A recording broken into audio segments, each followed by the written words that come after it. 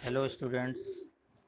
आज हम आपको जो इमल्शंस जो हम बनाए हैं अब तक उनका प्रोसीजर, उनकी स्टेबिलिटी वगैरह जो पड़ी है, उसमें अब हम इमल्शंस के बारे में उनको प्रिजर्व कैसे करा जाए, उनमें कौन कौन से प्रिजर्वेटिव्स यूज किए जाते हैं, उनके जो डिग्रेडेशन है उनका ख़राब होने का, उनको कैसे रोका जाता है और किस वजह से होता है। ठीक है, कौन कौन से उनमें मेथड्स होते हैं जो जिनकी वजह से वो ख़राब होते हैं इमल्शंस, वो हम पढ़ेंगे।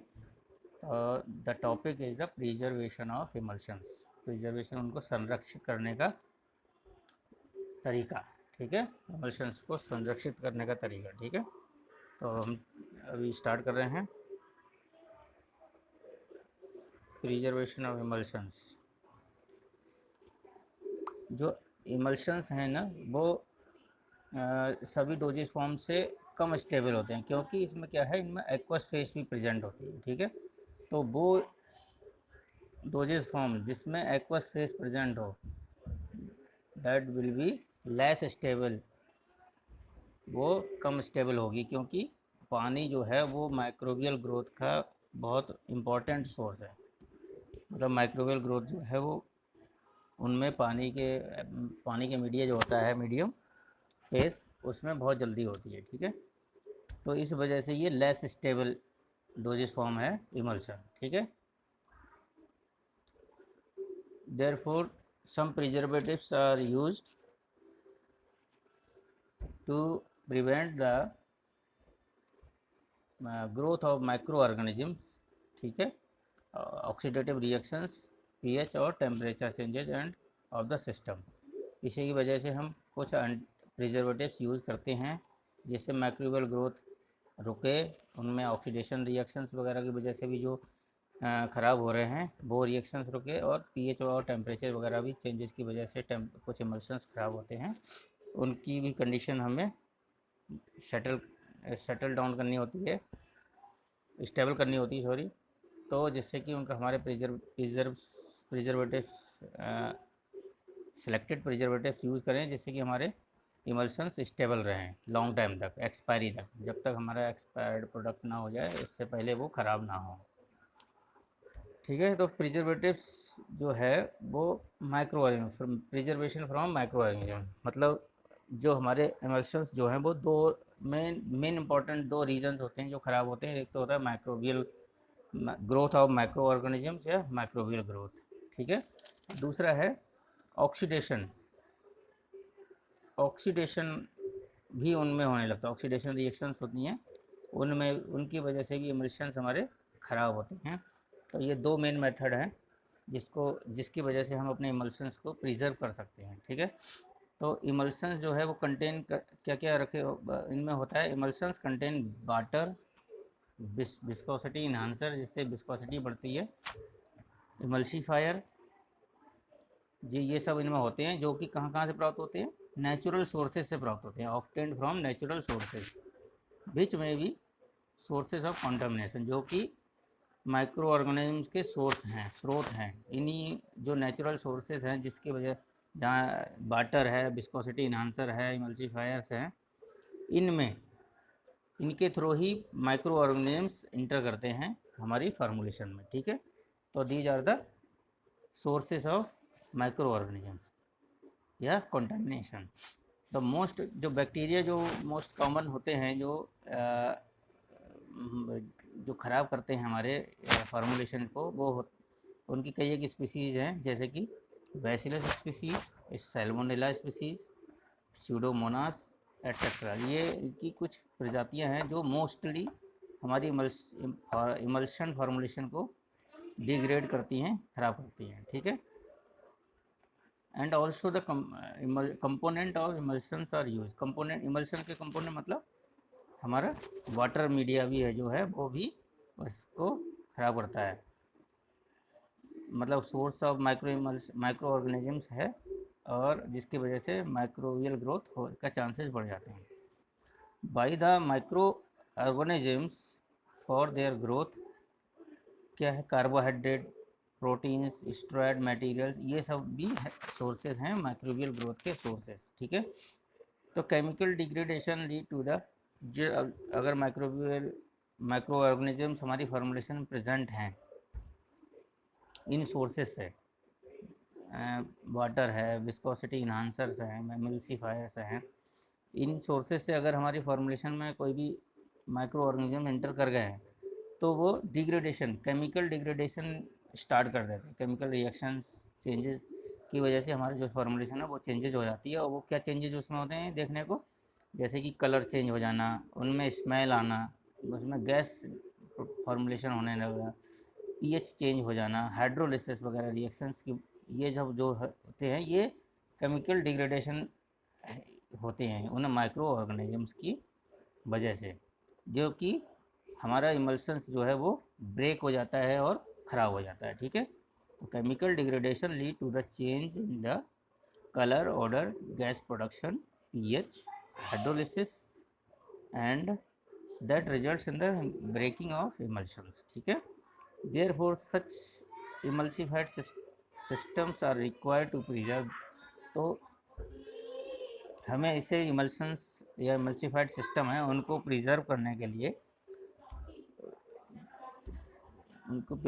लिए हमें एंटी माइक्रोबियल एजेंट्स यूज़ करने पड़ते हैं, जिनको हम प्रिजर्वेटिव्स भी बोलते हैं, एंटी माइक्रोबियल एजेंट या प्रिजर्वेटिव्स। ठीक है, तो एक अच्छा प्रिजर्वेटिव होने की क्या क्या प्रॉपर्टीज़ हैं वो अभी ये दिखाई गई है। An ideal preservative should be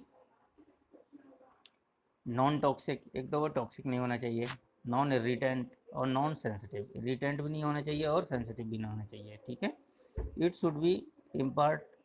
should not impart any taste, मतलब इमल्सन में जो टेस्ट है उसके टेस्ट को ये गड़बड़ ना करे, अपना टेस्ट ना इम्पार्ट करे, उसमें प्रोड्यूस करे। ठीक है, it should not impart any taste, ना कोई कलर अपना करे, ना ऑर्डर प्रोडक्ट में अपने ऑर्डर इसमें नहीं आनी चाहिए, मतलब होनी चाहिए। ठीक है, ये it should be no any taste, no colour, no odour होना चाहिए। ठीक है, उस प्रिजर्वेटिव का जो हमारा फॉर्मुलेशन बना है उसी की वही ऑर्डर, कलर और टेस्ट रहेगा, तो उससे हम ये पहचान सकते हैं बाद में कि हमारा इमल्शन ख़राब हो रहा है या नहीं हो रहा है। ठीक है, अगर ये अपना ऑर्डर, कलर और टेस्ट देने लगेगा तो हम थोड़ा सा डिफ़िकल्टी होगी हमें उनको रिकॉग्नाइज करने में। ठीक है, it should be stable over wide range of pH and temperature, मतलब ऐसा प्रिजर्वेटिव डाला जाए जो कि टेम्परेचर और पीएच अगर थोड़ा बहुत चेंज भी होता है, वाइड रेंज ऑफ चेंज मतलब थोड़ा ज़्यादा भी चेंजेज हो जाए तो हमारा जो फॉर्मुलेशन है वो ख़राब ना हो। ठीक है, it should be broad spectrum anti bacterial, fungi and mould activity, मतलब जो है ये ब्रॉड स्पेक्ट्रम, मतलब ये सभी ऐसा प्रिजर्वेटिव यूज़ करना चाहिए वो salmonella species, bacillus species, Pseudomonas species या कोई फंजाई या कोई मोल्ड की वजह से हमारा इमल्शन ख़राब हो रहा है तो वो प्रिजर्वेटिव अपने आप में सफिशिएंट होना चाहिए कि वो इनकी ग्रोथ ना होना दे। वो ब्रॉड स्पेक्ट्रम मतलब सारे माइक्रोबियल ग्रोथ जो माइक्रो ऑर्गेनिज्म है उन पर इफेक्टिव होना चाहिए। हाई वाटर सोल्युबिलिटी, मतलब इसकी प्रॉपर्टी वाटर सोल्युबल ज़्यादा होना चाहिए और ऑयल सोल्युबल कम होना चाहिए। ठीक है, क्योंकि हमारा जो क्या कहते हैं, हमारा जो ग्रोथ, माइक्रोबियल ग्रोथ जो होती है वो भी एक्वस मीडियम के सोर्स से भी होती है। ठीक है ना, बैक्टीरियोसाइडल और जो एंड प्रिजर्वेटिव है हमारा वो बैक्टीरियोसाइडल होना चाहिए। बैक्टीरियोसाइडल मतलब बैक्टीरिया को किल करने वाला होना चाहिए, ना कि बैक्टीरियोस्टैटिक एक्शन, मतलब उसकी ग्रोथ को रोकने वाला नहीं बल्कि उसको किल करने वाला होना चाहिए। ठीक है, बैक्टीरियोस्टैटिक मीन्स उसकी ग्रोथ और एप्लीकेशन को रोक देना, मतलब जो माइक्रो उनको मारेगा नहीं, किल नहीं करेगा, बट बैक्टीरियोसाइडल मीन्स उसको सुसाइड कर देना, उसको मार देना। ठीक है, some other factors like susceptibility और microbial growth are the product compatibility and packaging. ठीक है, कुछ इसके माइक्रोबियल सोर्स क्या है, पैकेजिंग मटेरियल्स भी हैं और प्रोडक्ट की कंपेटेबिलिटी वगैरह भी। ठीक, microbial contamination chances also, microbial growth जो है वो वाइड माउथ कंटेनर्स जो होते हैं उनमें भी बहुत जल्दी होती है, और या फिर कोलैप्सिबल ट्यूब, फ्लेक्सिबल ट्यूब्स या बॉटल्स जो आ रही हैं आजकल, जैसे कि आपने देखा होगा सॉस वगैरह के जो ट्यूब्स आते हैं, फ्लेक्सिबल ट्यूब्स आ रही हैं, और मैं वैसे कि इनमें प्रिजर्वेटिव, इनके इमल्शंस के हम कोई भी कंटेनर्स यूज़ ना करें, जो कि हम उनमें ईयर जो है वो बैक में उनके दबाने के बाद बैक में चली जाए और उसके अंदर ईयर इंट्रैप्ट हो जाए, ठीक है ना। तो ऐसे हमें कंटेनर्स भी नहीं होने चाहिए, क्योंकि इनकी वजह से कंटामिनेशन के चांसेस बढ़ जाते हैं। Some emulsions component have self preservative, मतलब कुछ तो हम मतलब डिस्पर्सन मीडियम हम यूज़ करते हैं, जैसे कि इथेनॉल है, सुक्रोज है, प्रोपाइलिन ग्लाइकोल है, ग्लिसरीन है, सॉर्बिटॉल है। तो ये ऑलरेडी अपने आप में भी एक प्रॉपर कंसंट्रेशन, अगर हम इन्हें यूज़ करते हैं तो ये अपने आप में भी ये प्रिजर्वेटिव्स का काम करते हैं, ठीक है।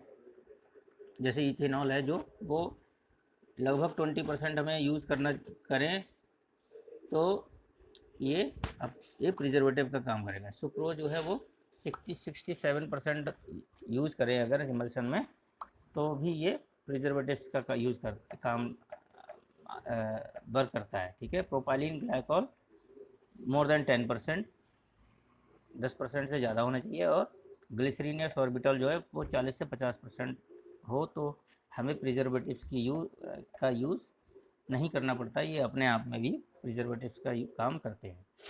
और जैसे कि आपने एक कॉमन एग्जांपल देखा होगा कि जो हम पिकल्स खरीदते हैं मार्केट से, उनमें सॉल्ट बहुत ज़्यादा होता है, नमक बहुत ज़्यादा होता है। तो वो नमक क्या है, वो एक अपने आप में एक प्रिजर्वेटिव है, ताकि जो हम उसमें जो फंगल ग्रोथ, माइक्रोबियल ग्रोथ जो होने वाली होती है वो, या हो भी जाती है, तो वो नमक की वजह से, ज़्यादा नमक साल्ट होने की वजह से वो उसमें साइडल हो जाए, बैक्टीरिया साइडल हो जाए, मतलब बैक्टीरिया जो है वो